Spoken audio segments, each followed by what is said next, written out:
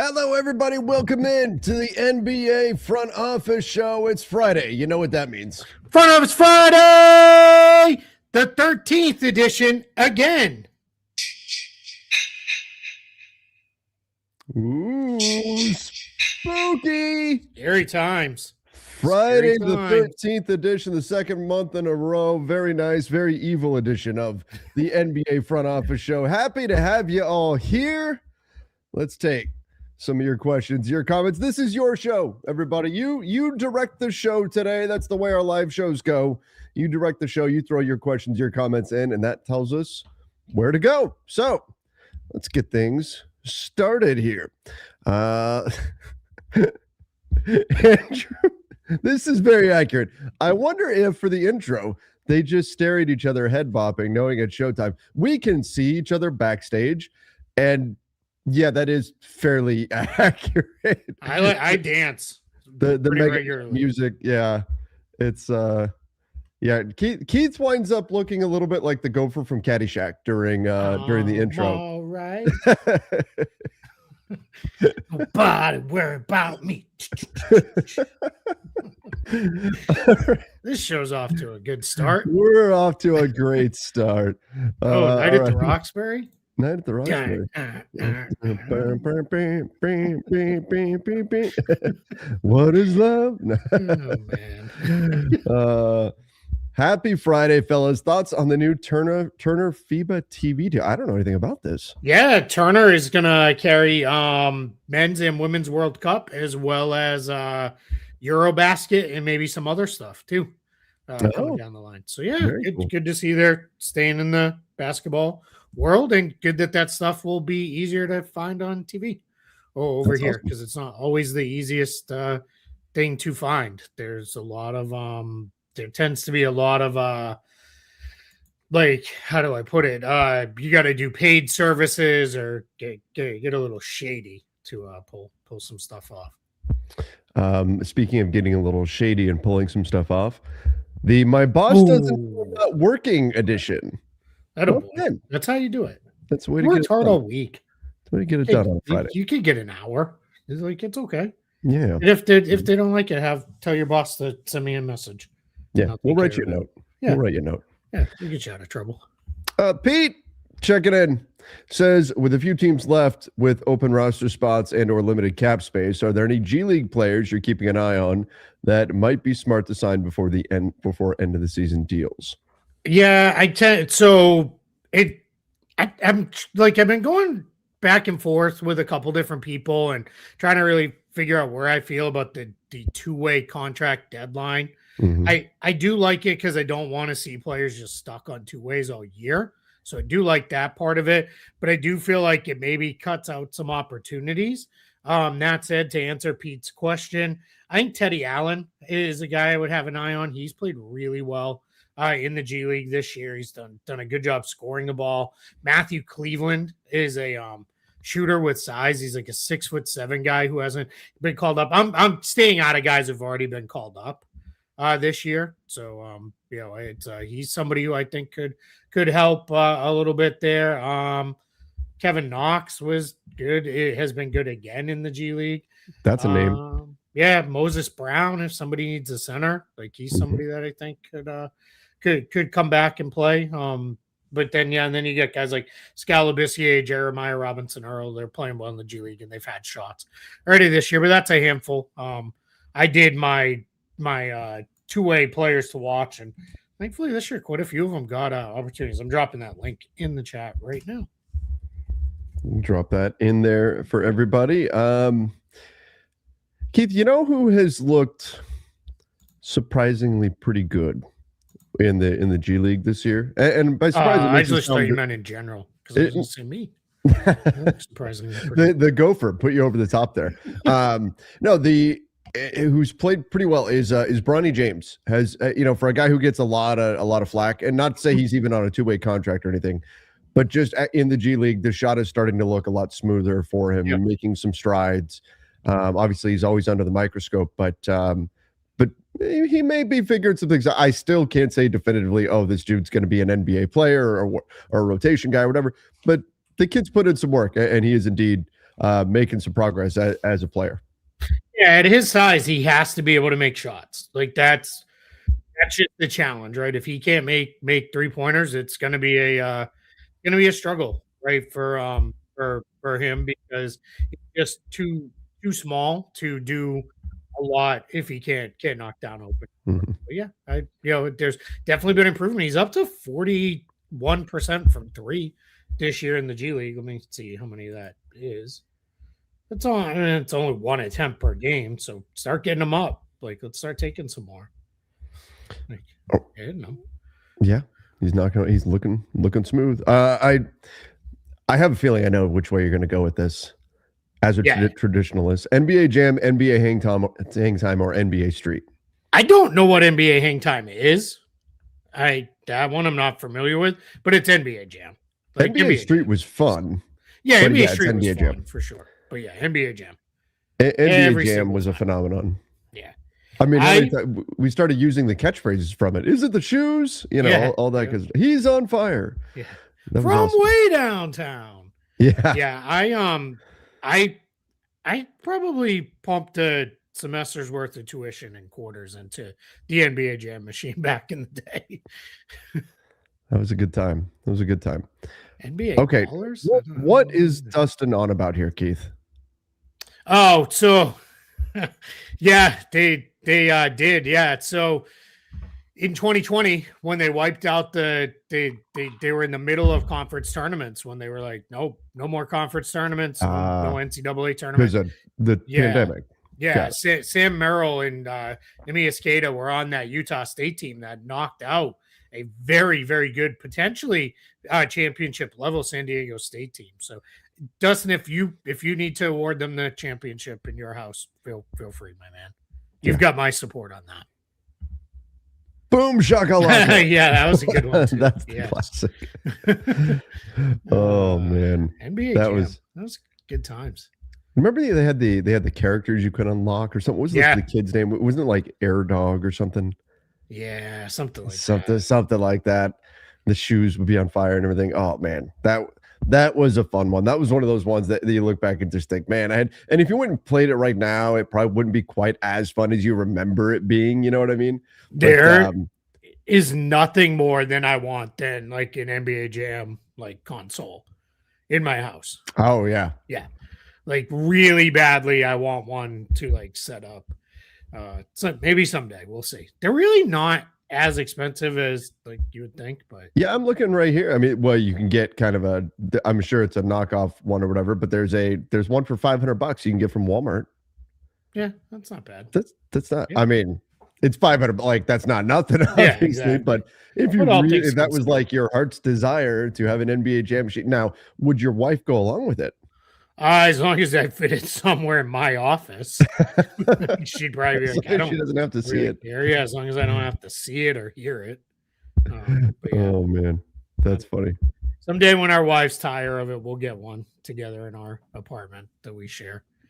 Keith, we've got a lot of comments from people asking when the aspiration thing is finally going to come out. I was honestly expecting it like a couple weeks ago. Yeah, and it still hasn't happened.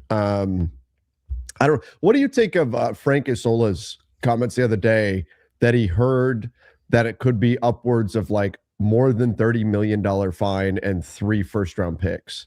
That could be the punishment. I mean, it's all speculation at this point, obviously. Yeah, I mean, and that's a number that gets attention, right? Like, that's not $1 million. You know, even $30 million for Steve Ballmer. Yes, he can easily pay that fine, but that's a big enough number that I think that gets everybody like, oh, hold on a minute, like, right? Let's hold out with that. So yeah, and then 3 for. I mean, I know the clip. I don't think they even have 3 firsts to give right now, unless you took away some of their pick swaps and said when that pick ends up in your hands, then that's gone.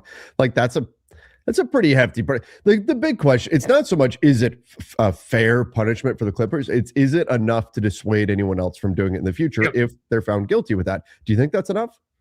Yeah, I mean, losing 3 first-round picks is pretty impactful. That's pretty tough. Yeah, I still think you got to do something with Kawhi's contract too, though. So I'm gonna say that's a really big punishment. I just think you have to do something Agreed. with the contract just to, because you got to send the message to that side of it too. Yeah, it shouldn't be all on the Clippers. Some of it falls on Kawhi, right? There's responsibility there as well. Let's go here. So, Trev and Keith, what are your thoughts on the news going around? That Austin Reaves can get a 5-year, $240 million deal from the Lakers, which is $48 million per year. Keith, you wrote about this way like the beginning of the year. Yeah, we talked about this. I saw that. Then remember, you both been saying he's only allowed $41.5 million. That's the starting salary. $41.5 million the first year. Then you add an 8% raises. That's how you get to that $240 million deal. That's not. You can average that out and say average annual value of $48 million per year, but the starting salary is what the starting salary is. The first year salary would be roughly $41.5 million. Yeah, and I had pitched like a lot less than that, and it's not going to be. It's gonna be in the range of a max. Like it might be like one of those Desmond Bain maxes where it's like start just under and go, and that might be just. I think. There's two parts. He's missed a good chunk of time this year, so the Lakers at least have that as negotiating tactic to try to keep this number a little bit lower. And I think Austin Reaves doesn't scream the kind of guy. I'm curious to your thoughts because we've both gotten to know him and his reps. They're like, I need every last penny. Now he's gonna get a lot, but I think if it was sold to them with a like, here's our plan. If you give up X, here's what we can then also go do. I think the chance to keep winning is good. Now, that doesn't mean I'm going to take 25. Like, it's not going to be that big of a, but if it's, hey, can you take a few million off? Because that'll allow us to do X, Y, and Z. Yeah, I could see that happening. No, I mean, look, Austin is a multimillionaire at this point, right? Because he's on an NBA contract. Even though he's underpaid on it, he's got a lot of money, right? I went to that youth camp that he did over the summer, and he pulled up in an old pickup truck. And I was talking to one of his guys and said, "Hey, I said, you've known Austin since high school. Is anything? What's changed? Since then?" He was honestly, he got his NBA contract. He bought himself a pair of golf clubs. He's like, that's it. He's like, he's the same dude. Nothing. I don't think I don't think the money would change. I think it's more about, and it was this way with a lot of players. It's more about the players want to get what they feel like they're worth. And that's what people are looking at here. And you have to remember, he's played for multiple years now on a below market value deal. But yeah, I don't think he's the kind of guy that's now, if they come in and say, hey, we're only going to give you 20 million and other clubs are offering more, then that's a problem. But also keep in mind too, I think, Keith, we get too wrapped up in, like, obviously how much he's making matters and it's going to matter for the value of the contract and may matter for future moves. His cap hold is what his cap hold is, regardless of that. And that's what the Lakers are going to use as a below the cap team. They're going to go spend their money in free agency or via trade or whatever. They will use their flexibility. And then they'll pay Austin after they've spent that money. It's not like for this summer's spending, paying Austin $40 million and paying him $30 million is essentially the same thing, unless we start really getting into like first apron, second apron territory. Yeah, and it's when you're going the, then again, we're assuming the Lakers are going to go the cap space route, because I think now we're assuming LeBron, one way or another, will not be a Laker next year, because it's not the only thing that would change it. Obviously, they could start going crazy and handing out deals to like Hachimura and others, which I don't think they're going to do. I think they're in a position where it would be very hard to use cap space and to be an apron team in the same offseason. A little bit easier when you're talking about a guy who has a $20 million cap hold, and that may jump over double, right? Like it could come up to around double the amount. So we'll see with that. But yeah, I think it's there. I pulled this one up because it's really, we're on the topic. Why can't he do the same discount like Brunson? He can, but he hasn't made as much money as Brunson did at a similar point when he did that with the Knicks. Brunson had already made, like, he'll have $75 million off his current deal by the time that new deal kicks in. Austin Reaves is going to be at, like, I'm rounding it, but it's like $45 million. That's like 30 extra million that, he's going to want to get there. So, and if I'm Austin Reaves too, I'm not sacrificing a ton of money like Brunson did to keep what Brunson felt like was a title team together. Like the Lakers are farther away from that. So I think you just got to be kind of like careful with suggesting he does these things, because he has made clearly would like to have it, but he's made relatively little money in his NBA career to this point. Yeah, it's all relative to other NBA contracts. And we say, look, if again, drive home the point here, if Austin Reaves were to say, I'm going to take 10 million less, I'm going to take 30 million starting, right? Let's say he takes 30 million. That doesn't really change the Lakers spending power this summer at all. It's going to be the exact same. It's different where you can go to Jalen Brunson. Hey, Jalen, look, if you take this much, we can add players X, Y, and Z, or we can keep players X, Y, and Z. If you don't, then we can't. It's not going to be, no matter what the number is, the Lakers spending power will be unless Austin said, I'll take 15 million or something, something below his cap, but that's not going to happen. So, it doesn't change. We're kind of on the subject with the old Trevor Lane profile picture here. Would the Jazz trade Keontae George for Austin Reaves? I don't think so, only because the Jazz have now made their like big payment move, if you will, and that was by using up like next year's cap space to acquire Jaren Jackson Jr. They're going to add another high draft pick to this group, and then I don't think that's the direction that they would want to go. I think they would rather, hey, let's stick with our own guy, get one more year of cheap rookie scale production out of him, then his new deal will kick in. But their Jazz are going to get expensive very, very quickly here. Between a new contract for Walker Kessler, Jackson's on the books, Markkanen's on the books, and then George is gonna get a big payday. His season, we don't do the full like show of updates here because we do the questions more. But it came out yesterday. He's been shut down for 2 weeks with a hamstring strain. So my guess is he's probably done for the year. But incredible breakout season. He's been great, George. He's been awesome. That looks like Trevor's long lost cousin. Yeah, that is me. But that's not like 10 years ago. That's like 20 years ago. It's like Trevor's long lost cousin. Speaking of, we can just talk about this real quick, and I'll drop the link to this as well. I redid a full update of cap space and spending power projections yesterday. That came out on Spot Track. So the Lakers now, with the way things have kind of gone with DeAndre Ayton, the biggest change for the Lakers was I project Ayton to take his team or his player option rather for next year along with Smart. But the Lakers still second most cap space now at $48.5 million roughly. The Bulls, I think, are gonna. The Bulls were kind of back and forth on are they going to keep Jaden Ivey? Are they going to do put it like keep him on there? I now have them letting him go. He hasn't been healthy. So I've got them at $63.5 million. And then the Nets, the only other team I feel confident in will having cap space, about $47 million. The big thing the Lakers have going for multiple big things. One, they're the Lakers. They're in Los Angeles, and they're good with Luka. The Bulls and the Nets, they don't have those guys yet. So nobody's, not that they're not in position to do some stuff, but their cap space won't go quite as far as I think the Lakers 48.5 will. Yeah, exactly. All right. Hawks and Pistons could both have cap space too. That'll be interesting to see what the as two teams. Well, I mean, obviously the Pistons have been the one seed for much of the season, but then the Hawks have the longest win streak in the NBA right now. Yeah, they're pretty good ball. Yeah. And both the Pistons, I don't necessarily expect them to go that route because that would mean several rotation guys like leaving or them being re-signed using cap space, which gets a little weird. So yeah, I think it's all kind of out of there.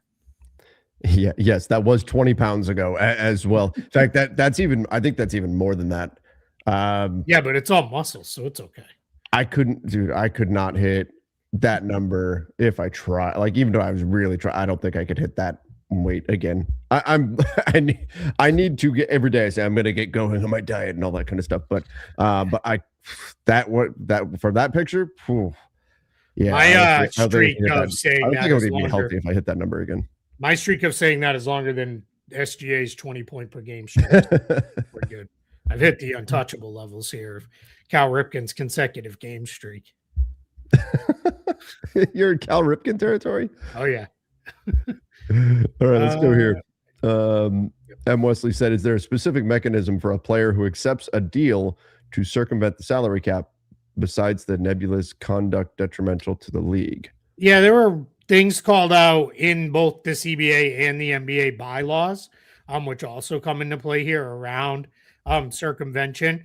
And everything is caveated with or for good of the game. That is like it's so I could say this when I would do contract stuff in my former life when we were negotiating with our unions. All agreements come with or for the good of the company. Mhm. And that's how companies can do things that, yeah, it's for the good of them. It's not great for the people involved, but with the NBA, yeah, all of their written rules, agreements, bylaws all have for good of the game clauses, which is that kind of gives you the power of, yeah, okay, we didn't cover the specific scenario of you walk out in the middle of the third quarter while the ball's in play and sacrifice a live animal to, your heathen god. We didn't cover it, but it's not allowed because it's not for good of the game. That Right? escalated We're quickly. done. So I was gonna go gross and like do toilet humor, but I decided to class it up a little bit. By doing animal sacrifice? Yeah, I That guess. classed it up. I don't know.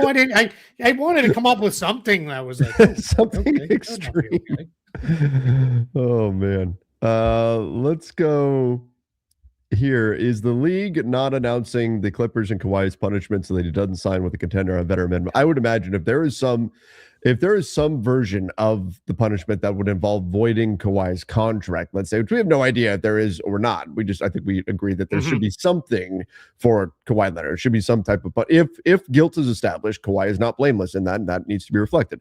That said, if he were to have his contract voided or something, he would not. I would assume he'd be suspended for the rest of the season. The NBA wouldn't want the look of he now can go jump on with the Thunder on a minimum and go win a championship or something 100%. like that.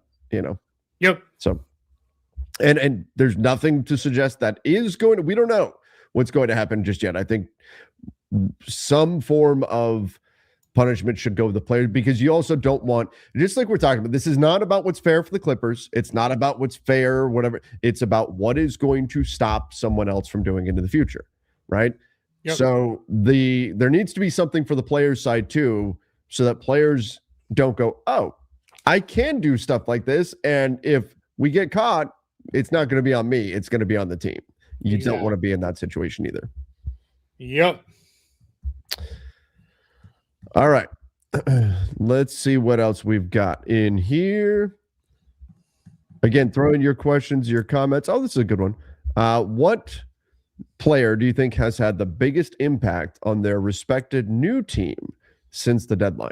It's interesting because the biggest names that were moved went to tanking teams that are more about next year. And we talk about Anthony Davis, Jaren Jackson Jr., Ivica Zubac. They went to teams that aren't going to be playing them. So, who pops to mind for you? I thought of,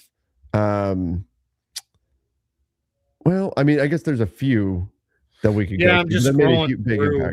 Impact. Probably James Harden. Sure, James Harden with the Cavs. I think I would assume who's done some good things for the Wolves. Yeah, that's a good one. I mean, I'm going to throw. I don't think he's the biggest impact, but Luke Kennard has been good for the Lakers. Yeah, same thing with Vooch when he's played before he got hurt for the Celtics. I mean, he hasn't played enough for this. With Darius Garland, the Clippers look really good when he does play. McCann with the Jared McCain. Oh yes, Jared McCain. Yep. Yeah, that's the one. Every time he comes out there and hits a shot, I'm like, yeah, why did you really sell it at a high here?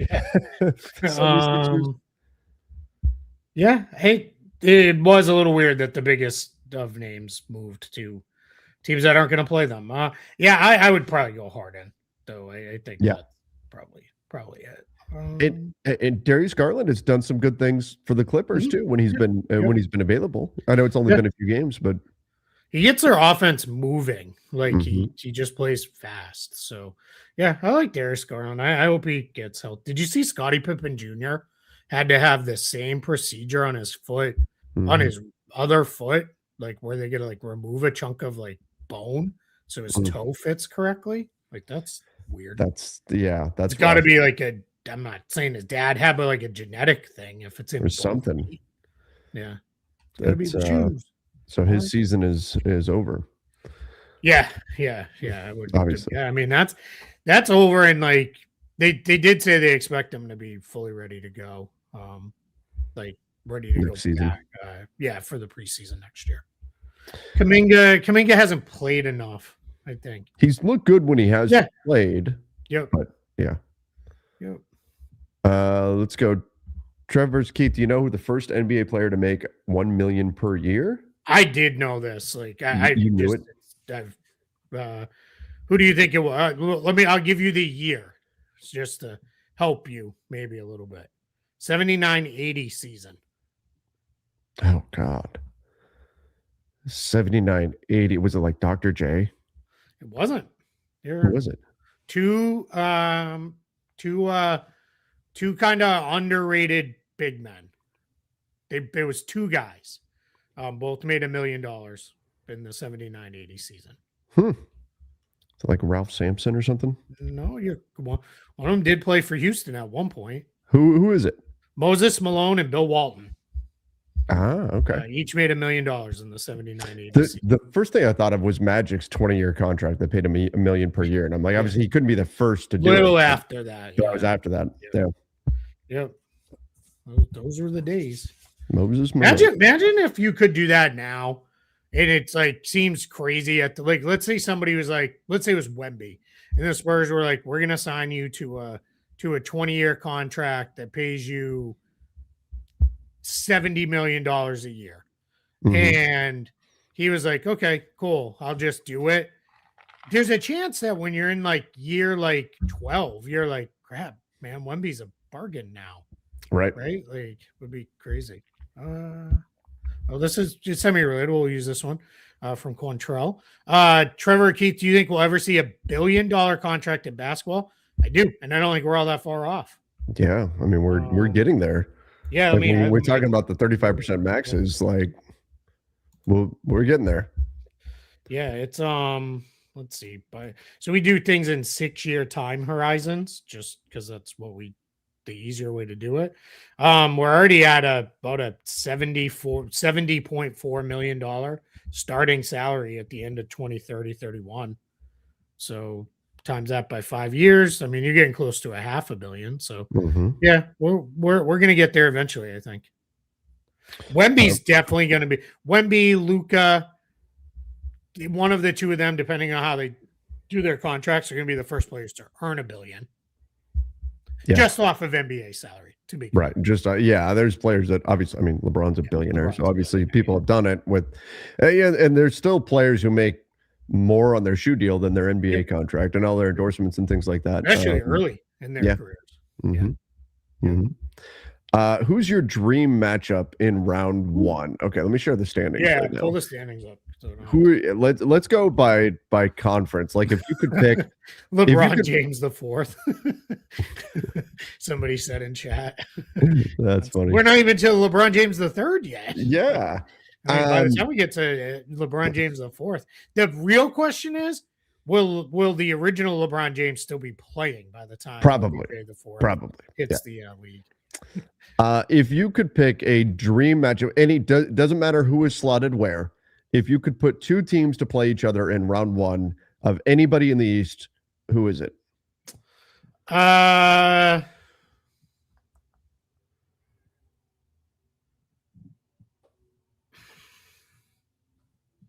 Knicks, Cavs, with like if the Cavs continued to fall in the standings. Okay, that could be a good matchup. Yeah. I know one team. I just don't know who I want to put them against. I want to put the Hornets against somebody. Yeah. And I don't know who I'd prefer them to play against. That would be fun. Yeah. Pistons Heat would be kind of fun. Only to watch Spoelstra. Like, he'd flummox them with something weird in the first round, at least one game, where it'd be like, I don't know what to like. He'd have some weird junk defense that the Pistons would struggle with. Yeah. Yeah. I want to say like Hornets Magic could be fun, but Orlando can also create some really ugly games with just bad shooting. Yeah. Hornets Cavs, Hornets Celtics could be interesting. Yeah. All right, let's jump over to the West. Spurs Clippers. Spurs Clippers yours? Yeah. Kawhi back in San Antonio for a handful of games. That's the one for me. Spurs Clippers. I could go for Nuggets Wolves or Nuggets Thunder. Either one of those would be absolutely epic, especially like Nuggets Thunder, because there's so much like bad blood there right now. And Nuggets Thunder, I want that later. Like I want it in at least the second round. Oh, I don't mind if they beat each other up in round one. Of course you don't. But I also though I want to make sure we get it. Like, so if I can lock that in round one, because otherwise there's a chance you don't get it. Yeah. I thought for sure you were going to say like Lakers Trailblazers or something. So, Lakers Kings. No. Scroll down. They're off the screen. They have the E, the not for excellent E next to it. No. Okay. Lakers Jazz. There you go. Jazz are teetering. I did say you can pick anybody in the conference. It's a dream matchup, right? Good point. The 1992 Dream Team against I don't know. All right, let's go. Let's go here. Oh, that was dream matchups. There's the $1 million one. More questions about why the league is waiting to announce. I don't know what they're waiting on. I think the investigation takes a while on the whole. Yeah, I think that's all it is. Yeah, I don't think they're hold. I fully believe they were going to hold till after the All-Star weekend got finished, but now, I don't know. With that, this is a good one. If Lakers exit first round, do JJ or Pelinka get fired? I don't think. My answer is I don't think so. It would probably have to be like embarrassing, like if they, let's say they finished third, let's just say it was them and T-Wolves in the first round, because that would be the matchup today, and the Wolves sweep them 4-0 and none of the games are close, then maybe you like that does have a way of like speeding things up with that, but I think that's the only way. I think it's, I know you talk about this a lot. It's not, I don't want people to get angry when I say this. I don't think the Lakers are having a throwaway season, but I think this is not the team they want yet. And this is the season you have to get through it to get there next to the summer to start building the roster you want. But they're not like throwing the season away either, obviously. It's a bridge season. I think that's a good way to put it. I think if they were to, Rob Pelinka is going to get a summer here. He's going to get probably another trade deadline, a couple of cycles to kind of figure out, put the roster together that they want. I think, think about what it took for Darvin Ham to only get 2 years with the Lakers. It took one of your stars, Anthony Davis, coming out and saying, we don't know what we're doing out on the floor. And pretty clearly the locker room had given up on Darvin. He lost the locker room. That's what it took to move on. I don't get that sense from the team with JJ. So I don't see them making that move. They just gave him an extension, and it was pretty clear they wanted him to be their long-term coach. Now, that said, I don't know that many teams hire a coach. It's not often that a coach gets hired with the idea that we're only going to keep this guy for a year and then get rid of him or whatever. You know what I mean? Like, does any team hire a coach and say, this is our short-term coach? No, every team has the idea of like, hey, this is going to work great and this is going to be our long-term guy. But I do think the Lakers understood that there may be some bumps in the road early with JJ Redick because he's never coached before, and they're okay with him growing with the team as the years go by. So I don't think either one of them is really in jeopardy of losing their role right now. Yeah, I think JJ's done a pretty good job with a roster that has a lot of weird parts and just not that it's drama, but just like stuff to deal with between guys being in and out, and the Luka, LeBron, Austin lineups together as a threesome don't always work great. Like, there's just a lot of stuff to sort through, and it's also not very easy to like be like, hey, you're out of this. Like you're gonna come off the bench or anything. People say that stuff. But that's not easy to do to a player. I will say this: you can clip this because I'm about to say something really nice about the Lakers. The zone defensive looks that they're putting together for stretches of games are doing really well. And I like that JJ is not sticking with it so long that teams solve it. Yeah. Like he will jump out of it for a few possessions a man, then go back into it with a slightly different tweak, whether it's slightly different way they're playing it or different personnel. I think JJ's a pretty good coach. And I just think we say this all the time. Nobody's going to yell and scream if Cooper Flag wasn't like final form, like day one in the NBA, right? He's a rookie. He's going to figure things out. He's going to learn and grow. Same thing for rookie head coaches. Like they're going to learn and grow. Last year and this year were, a lot of growth for him. So, and just when it felt like he was finally like finding his stride, it was like, hey, guess what? We're going to completely change your team with the biggest superstar trade the league's ever seen. And it's like, cool. Now I gotta almost start all over again. He coached essentially 3 different teams in his first year. 3 very different stylistically. When they turned D'Angelo Russell into Dorian Finney-Smith, that completely changed the way the team played. And then obviously adding Luka, he coached this rookie year. He had to coach 3 drastically different teams. Very difficult to do. Very difficult to do. This made me laugh. If Pelinka does get fired, I want to give Brad Stevens aspiration level money to join the Lakers. There's a better chance he says I want to coach again and comes in as a head coach than he would as a front. I don't think that would be the move he makes. Because it's he very famously will say his agent is his wife, who is the lawyer, and he's like, I let her handle all that stuff. Like I don't even really do it. And then he would also, I could guarantee you what he would also say is, am I getting to bring my whole front office crew with me? Because he gives them a ton of credit there. I'll say if the Lakers decide to make it, and by the way, there's going to be a Dodgerification of their front office. We're already seeing it happen.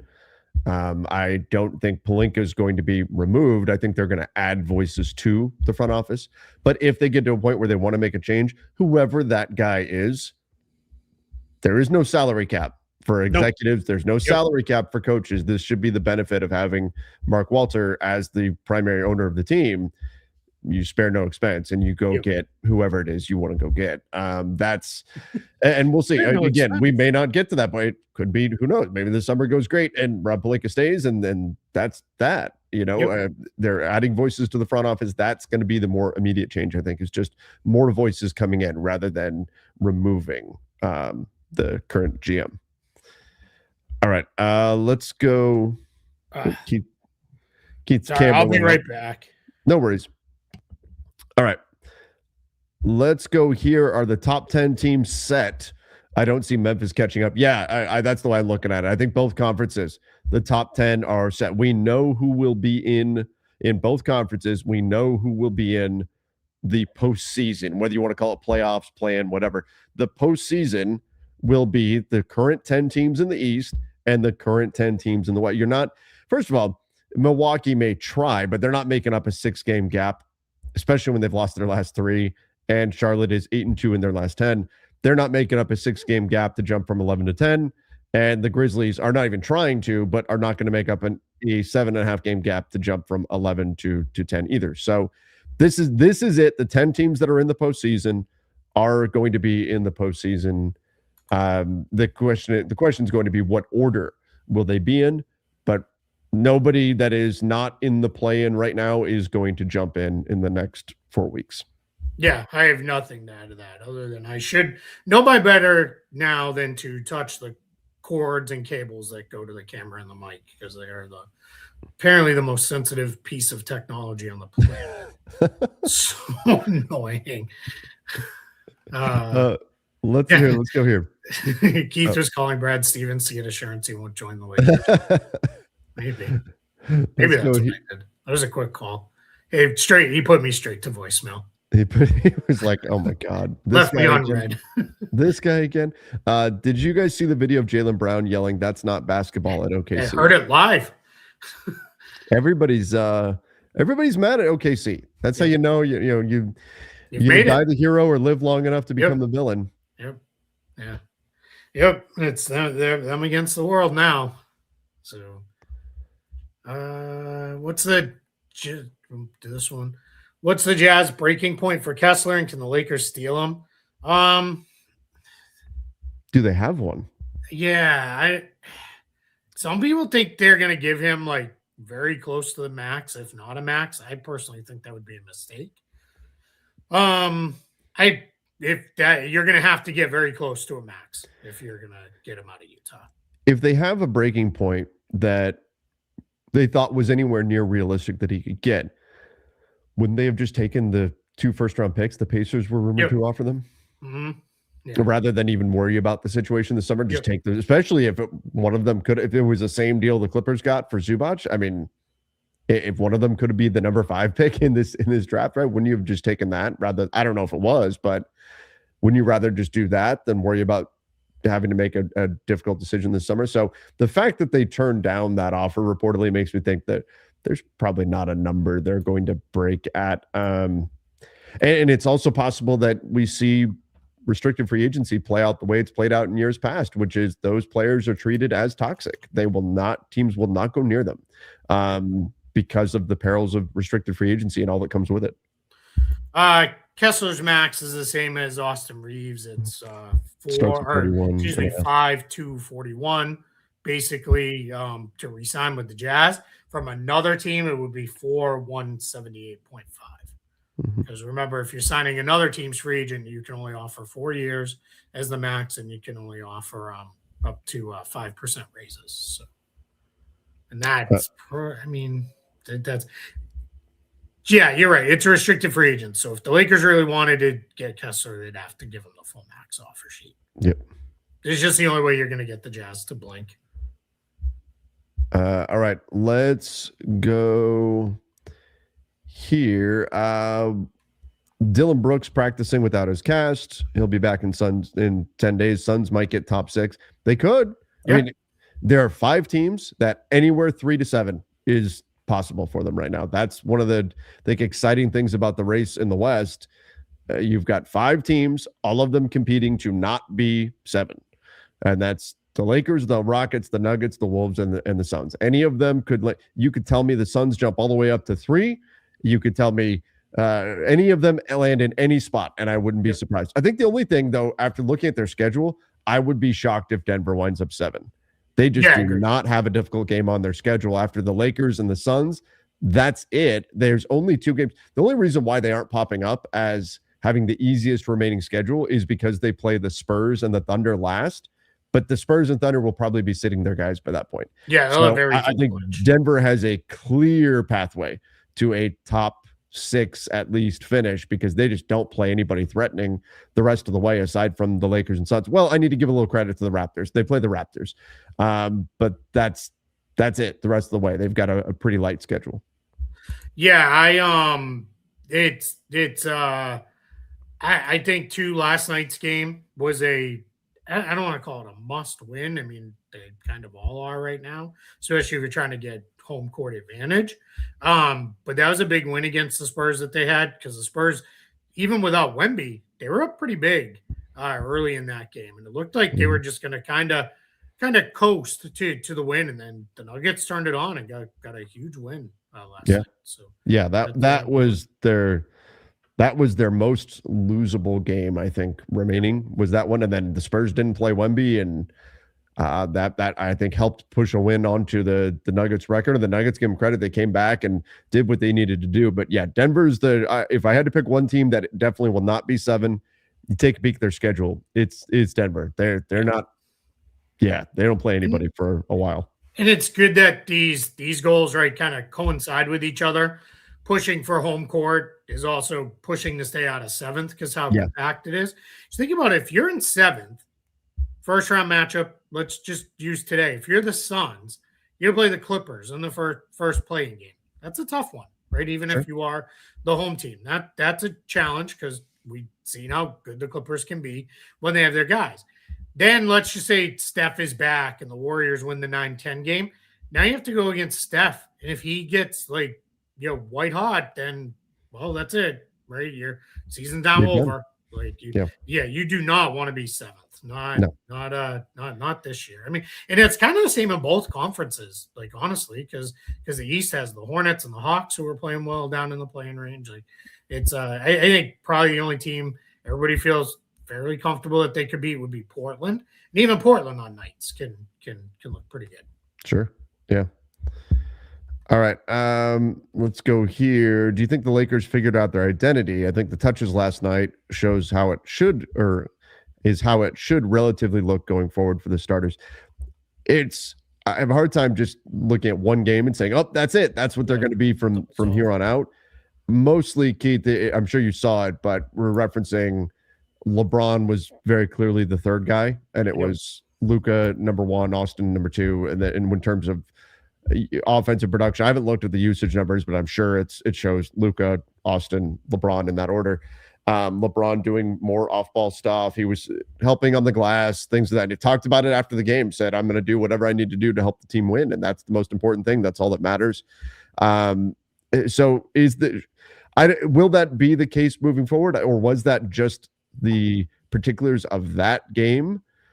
We'll see, but I do think that's how it needs to be moving forward for a variety of reasons that I could spend the next 30 minutes talking about, but I've done it over on Lakers Nation, so I won't. And you'll probably do that later today, right? On Lakers Collective. Yeah. I would say 31 shots is probably a little extreme for Luka. Not last night because he was hot, right? So like feed him. I would say you could knock a couple of those off and give those to LeBron and you're fine. But yeah, I mean, just looking at the box score, I was half watching live because I was watching Celtics Thunder. And then I watched the end of it. But yeah, the shot totals are very inflated. The Bulls their offense was getting down the floor and putting up a shot in like 5 seconds. So the shot totals are definitely abnormal for an NBA game. Yeah, because I mean, even Ayton got 13 shots. Yeah. Like that's quite a few for him. But yeah, I mean, I think that probably feels about right-ish, like that range. That feels probably okay. Yeah, and I like that's probably about the balance you want. Like that's more what it's about. Like getting guys, let everybody be involved some way. Like that's pretty good there. For sure. Okay. What's wrong with the Raptors? They've fallen down to 7th. Yeah, the offense is not good. Like they can't shoot. Like they don't have any shooting. In the last 10. Yeah. Don't have any shooting on their on the roster, and the defense is good, but it's not like otherworldly good. So that's the challenge, and that's why playoffs could be really tough on them. But the good news is it'll be their first run, and they'll get a sense of, all right, what do we need? And there's a lot of paths forward for them to kind of rebalance things a little bit. But they're good. They're just not. I don't think that they're any better than Orlando or a healthy Miami team. I think they're down in the range where they should be. What's more likely? The Raptors move back into the playoffs, not the play-in, or the Hawks overtake the Raptors? Ooh, I like that. And the Hawks are the 8th seed right now for anybody listening to the podcast version. The Hawks are the 8th seed. And do the Hawks overtake? The Hawks are a game and a half back right now of the Raptors. The Raptors are a game back of Miami, who are in the 6th seed. The Hawks have won 8 straight, and the Heat have won 7 straight. Meanwhile, the Raptors have lost their last 2. I would probably say the Raptors moving back in. They're right. Like Orlando and Miami are playing great right now too. They've won 6 and 7 respectively. So like they've both played really good basketball, but we've also seen periods of time where they stink. So, and same with the Hawks from the other side. They're playing great right now, but we've seen a period of time where they're not very good. So somebody asked him what happened to the 76ers. Yeah, that's where I was going to go. Yeah, they got hurt. Everybody is either hurt or suspended, or I mean that's very easy. It's a mess. Yeah, Maxi's out, Embiid's out, George is suspended, Kelly Oubre's now out, and they're saying that could maybe be season ending for Kelly Oubre. So yeah, and Kelly Oubre's for a guy who like at points it was like, is this guy gonna even get serious enough to be a bench guy in the league? Kelly Oubre's become a really good player, and a really important player for Philly. So it sucks that he's down. Yep. Trevor, did you know that the Lakers had a chance to draft Dominique Wilkins, number 1 overall, instead of James Worthy in the 1982 draft? I did know that. I also knew that pick came from the Cleveland Cavaliers, from our old pal Ted Stepien, who the Stepien rule is now based on, and this is part of the reason why we have the Stepien rule, was the Lakers getting a number 1 pick in the draft at that point. And yes, there was a debate at the time over whether they should take Dominique Wilkins or James Worthy, and they went James Worthy. And big game James, while he didn't have the same career as Dominique, he worked out pretty well for them. Yeah, I would say one right? One how many titles was he on? He would have been on 5. Was it all 5 or was it only 4? Oh, maybe it's 4. I'd have to go back and double check. I think it's 4 because I think he got there after that first. Yeah. But still, I mean, yeah, great career, and clearly it's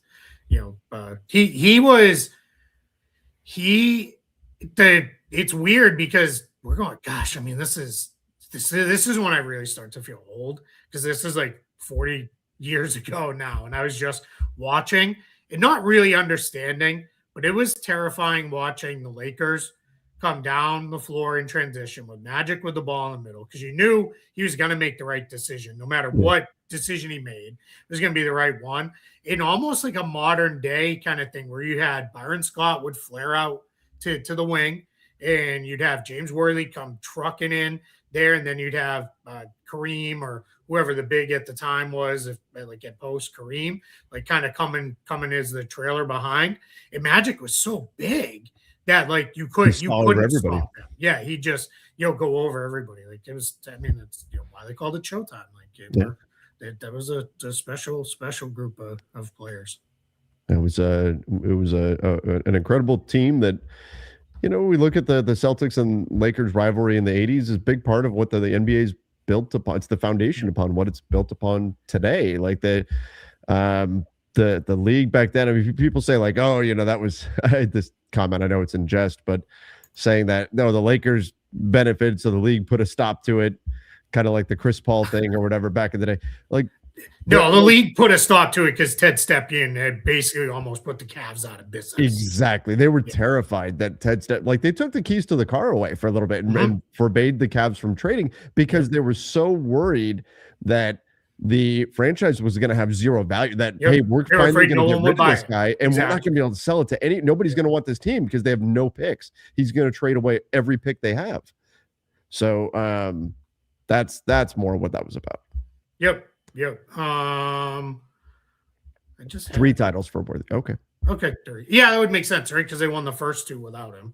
Yeah, and got him. Yeah, it was funny. I remember this was at Larry Bird's retirement ceremony, because famously Magic Johnson came to when they retired Bird's number on an off night in the season and still sold out the Garden, like, which is just bonkers if you think about it, right? Like now these things all happen as on a game night at halftime or whatever. Yeah, and Magic came very famously. Magic wore his Celtics warm-ups under his Lakers warm-ups, but they would and Bird, one of the all-time trash talkers, Magic said to him was like yeah, we went head-to-head a lot. I wish we could have gone head-to-head in the finals more. And Bird's response was, well, 2 of the times we got there, you let the Rockets beat you and you didn't show up.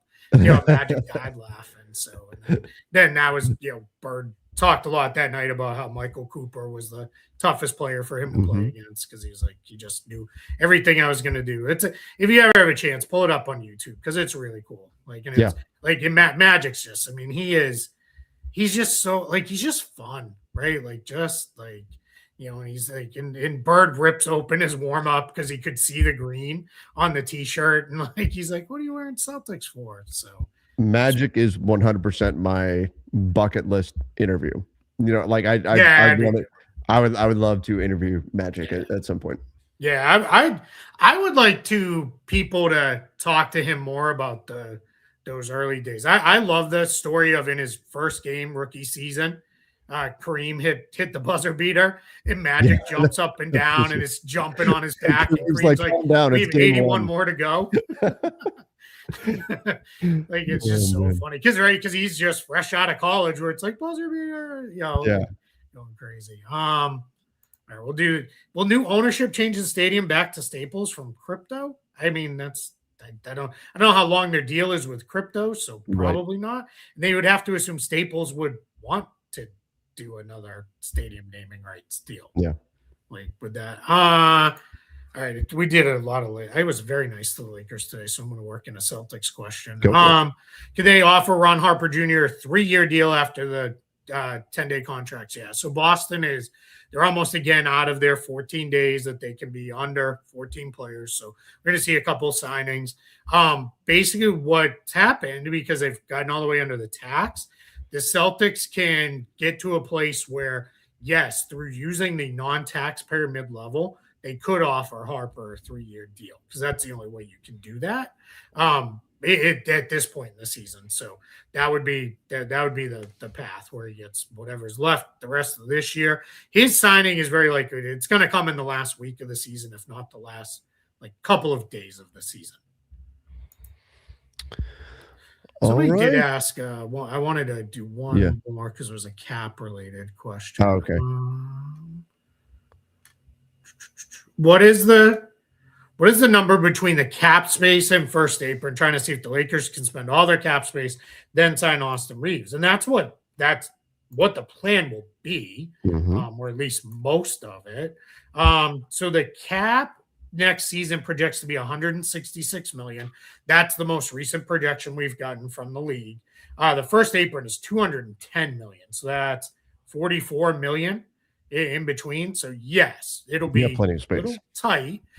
The other thing that's important to remember too is, unless they acquire a player via sign and trade and stuff, it's going to be hard for the Lakers to hard cap themselves. Yeah. This year, I mean, not impossible, right? Because the sign and trade certainly could happen, but you don't have the non-taxpayer, you don't have the biannual, so you can't use those. Those are very common ways you hard cap yourself at the first apron.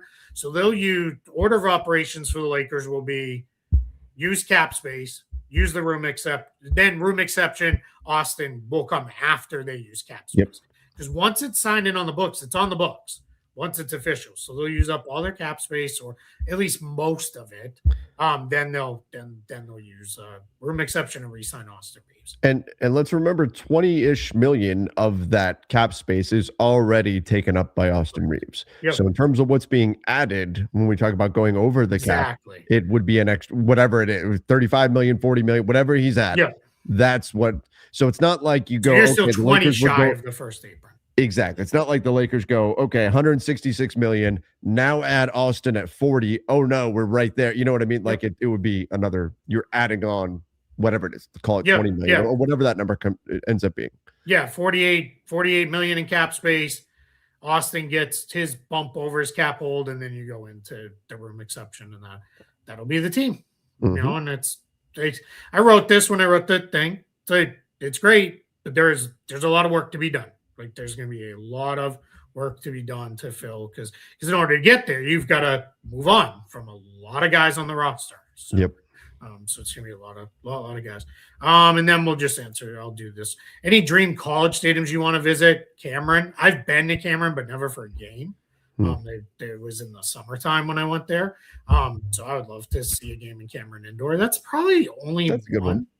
I think. I've seen a game at the Palestra, where like all the Philly teams play. I went to this was years and years ago when they called it the Big Five, because there's all the Philly-based schools, which is Penn, Temple, St. Joe's, Villanova, and somebody else that I'm forgetting, and I apologize. But yeah, that was a super cool experience. But probably just Cameron Indoor. And then Army Stadium in college football is supposed to be gorgeous, because it's like right on the river and it's supposed to be really cool. But that'd be fun. Yeah. I don't think we're seeing anything. Has everyone done their daily push-ups? Do we have daily push-up goals? Do we have daily push-ups we're supposed to do? Well, how many were we supposed to do? How many are we supposed to do? He just replied at least 50. 50 in a day. Is it in one set of 50? I don't think I've done 50 push-ups. Or is it multiple sets? I've not done 50 push-ups in the last 20 years of my life combined. Push-ups are just one of those things that kind of fall out of your life, I think. Are they? Yeah. I don't know. Are they not? I think yeah, I mean, I was a coach for a long time, so I would do push-ups with my teams. So we were doing them when I was coaching. But yeah, I didn't do that. I just made the kids run. Just take a lap. Yeah. I'd be like Stanley. Remember when Stanley had to do the push-ups? It was to get out of work. That'd be me. That would definitely be me. Oh, man. So, all right. Well, this was a weird show. That was started out weird. Weird. That was a funny way to end it. 3 cents of eating pizza. Yeah, that's it. It's like what would they used to say, 8-ounce curls? There you go. So, oh man, it was a fun weekend. If anybody's like you're looking to watch basketball, you get a lot of conference tournaments still going on today, tomorrow all day, and then you got NBA all day the next 2 days too. Let's go. Games one every window I think has an NBA game in it over the next over Saturday and Sunday. So, and then if anybody else here is a crossover F1 fan, they're canceling the races in Bahrain and Saudi Arabia over all the stuff that's everything's happening. So yeah, but cool. All right, well there it is. All right, we did it. Well, enjoy Friday the 13th. Be careful. Thank you everybody for joining us. Don't forget to hit the subscribe button on the YouTube channel and like too. That's right. Hit that like button. All right, everybody. Thank you. Lakers Collective will be live in about an hour and a half, 12:30 Pacific time. We're going to go live today. So be on the lookout for that. Till then, see ya and stay safe.